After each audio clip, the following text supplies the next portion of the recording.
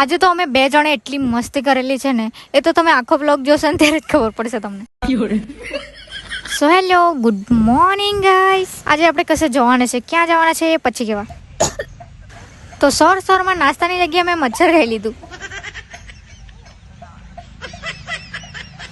મચ્છર ખાઈને પછી મેં મારી દીદીનો ગેસનો બાટલો ભરવા ગઈ હતી. પછી આવી એટલે મમ્મીએ બનાવી રાખ્યું હતું રોટલી શાક, તે ફટાફટ જમી લીધું. પછી રિયા આવી એટલે મેં ફટાફટ પહેરી લીધી કુર્તી, કેમ કે અમે જવાના હતા કશે.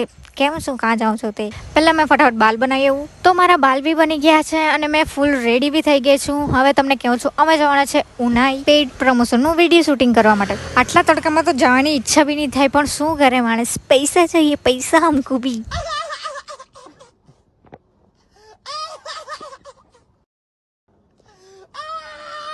તો આવા બાવા જેવા બનીને અમે જવા લાગ્યા બસ સ્ટેન્ડ પર. મેં તો અડધી જ બાવી બની છે, પેલી તો આખી જ બાવી બની ગઈ.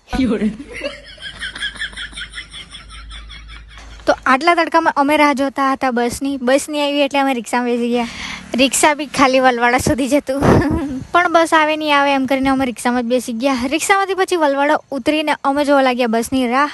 બસ તરત મળી બી ગઈ એટલે અમે બેસી ગયા. અહીંયા મને વિન્ડો સીટ તો મળી હતી, પણ બહુ ભંગાર સ્મેલ આવતી હતી. તો વાત કરતા કરતા અમે પહોંચી ગયા જ્યાં પેઇડ પ્રમોશન કરવાનું હતું, ત્યાં ઉનાઈ. પહેલા તો અમે ઠંડુ પીધું અને પછી રેડી કર્યા કરતા હતા સ્ક્રિપ્ટ. એમ તો મેં આગળ પેઇડ પ્રમોશન કરેલા જ છે એટલે મને કાંઈ ટેન્શન કંઈ નથી. હા, પછી અમારું શૂટિંગ ચાલુ થઈ ગયું હતું. જે પ્રોડક્ટની ક્લિપ લેવાની હતી તે લઈ લીધી બધી. પછી પી લીધું મસ્ત લીંબુ શરબત. પીને પછી મેં રમાડ્યા કરતી હતી આ ક્યુટું ને, એટલું ક્યુટું હતું. અમે પેઇડ પ્રમોશન કરવાવાળા હતા ને, તેમની છોકરી હતી આ.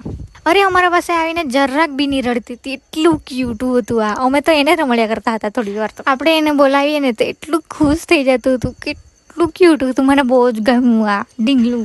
તેને રમાડીને અમે ચાલુ કરી પાછી શૂટિંગ. તેમાં મારે ગાઉન પહેરવાનું હતું તો મેં પહેરી લીધું. પછી છેલ્લે લોકેશનવાળી ક્લિપ રેડી કરીને પછી અમે જવા લાગ્યા ઉનાઈ, કેમ કે અમને બહુ જ જોરમાં ભૂખ લાગી હતી. ઉનાઈ તો અહીંયાથી પાસે જ હતું, અમે જ્યાં પ્રમોશન કરવા ત્યાંથી. પછી અમે આવીએ એક રેસ્ટોરન્ટમાં અને ત્યાં પાછળ મસ્ત ક્યુટ માછલી હતી. ત્યાં અમે ઓર્ડર કરાવ્યું હતું પાઉંભાજી અને પુલાવ. પહેલાં પાઉંભાજી આવી એટલે અમે ફટાફટ ખાઈ ગયા, અને પુલાવ તો ખાઈને પછી મને યાદ આવ્યું કે મારે શૂટિંગ બી કરવાનું હતું. તો સોરી ગાઈસ.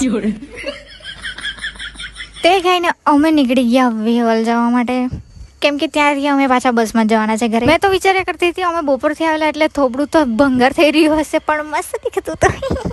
તો અમે 200ની સ્પીડમાં પહોંચી ગયા વેવલ. ત્યાં બેસીને અમે રાહ જોતા હતા બસની. થોડીક વાર બેઠા એટલે બસ બી મળી જ ગઈ અને વિન્ડો સીટ મળી ગઈ ને એટલી બધી વિન્ડો મોટી હતી. સારું મારા નસીબમાં મોટી વિન્ડો હતી આજે. એમાંથી મેં આખી નીકળી જાય તેટલી મોટી હતી. તો એકબીજા સાથે વાત કરતા કરતા અમે પહોંચી ગયા ઉમરા પુલ પાસે, ને ત્યાંનું વ્યૂ કંઈ આટલું મસ્ત હતું. અમે છે ને ભૂલ કરી, અમારે છે ને પેલી સાઈડથી બેસવું પડતું હતું કે તો સનસેટ બી દેખાતા એમ. પણ કંઈ નહીં, આ બાજુનું વ્યૂ પણ બહુ જ મસ્ત હતું. પછી અડધો 1 કલાકમાં અમે પહોંચી ગયા ઘરે.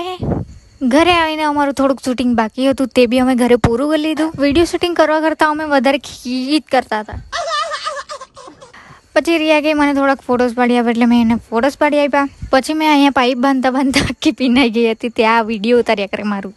તો હમણાં મળીએ કાલે, બાય. આપણે કાલે કશે ફરવા જવાના છે. હા.